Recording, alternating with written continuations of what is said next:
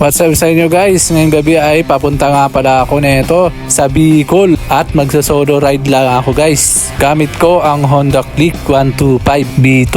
Bali papunta nga pala ako niyan sa Matnog, Bicol. Bali alauna ng madaling araw ako umalis ng Dasma. Bali dito ako dumaan guys sa may Tagaytay, sa may Talisay, Batangas, pababa ng Taal Volcano. Dahil dito raw ang pinakamabilis na daan papuntang Bicol. Lalo na pag magmumotor ka. Napakadilim dito guys, pero mabilis lang dahil walang traffic at walang mga stoplight. Sobrang tarik din ang mga daan dito guys at pasikot-sikot. Kaya dapat doble ingat tayo pag dadaan tayo dito. Ang bilis lang ng biyahe ko dito guys, kaso lang hindi ko na videohan ang pagdaan ko sa Laguna at sa Quezon. Bigla kasing umulan at cellphone lang ang gamit kong pang video dahil naiwan ko ang GoPro ko sa bahay sa Dasma. Kaya dito na ulit ako nakapag-video sa may Camarines Norte. Papunta na ako nito sa Bicol. At syempre dito na rin ako nagmerienda at habang nagmerienda ako ay sinimental ako na walang ulan at nag-video ako dito sa may gate ng Bicolandia. Sayang lang din at hindi ko na videohan ang pagdaan ko sa Bitukang Manok dahil maulan pa rin. At maya maya na pagkatapos ko magmerienda at magkape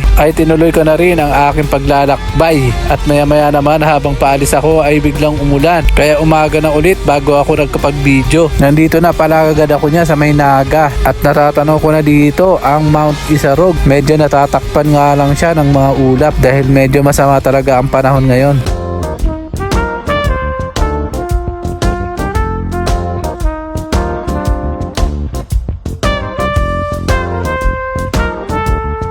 At yun na nga, nandito na ako ngayon yan sa may Albay. At kitang kita ko na ang magandang bulkang Mayon. Kaso lang medyo malayo pa siya. Kaya mamaya susubukan kong lumapit pa. Ang ganda talaga ng bulkang Mayon, malalo na siguro kung summer. Talagang kitang kita mo ang kagandahan ng kanyang hugis. Kaso lang nung malapit na ako ay nagsimula namang bumuhos ang ulan. Kaya natakpan na naman siya ng ulap. Masyado talagang mailap ang bulkang Mayon kapag ganitong December. Kaya sinubukan ko lumapit pa baka sakaling mawala ang ulap.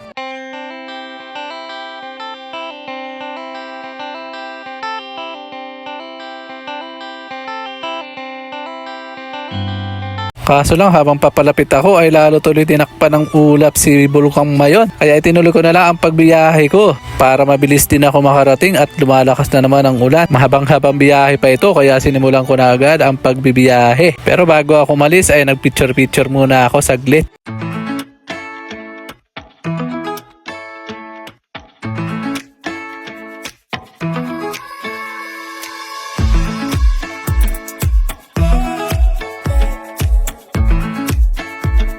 At yun na nga, nandito na agad ako yan sa may Matnog. Kitang kita ang pier ng Matnog. Buti na lang tamang-tama ay tumigil na ang ulan kaya nakapag-video ako. Sa sobrang tagal tumigil ang ulan ay ngayon lang ako nakapag-video. Ang haba na nang nabiyahe ko. At yun na nga, after almost 16 hours na biyahe ay nakarating na rin at nakita ko na rin ang aking baby habang karga ng lola niya. Tanggal agad ang pagod ni Papa. Salamat sa Diyos sa pag-iingat sa akin sa aking mahabang biyahe.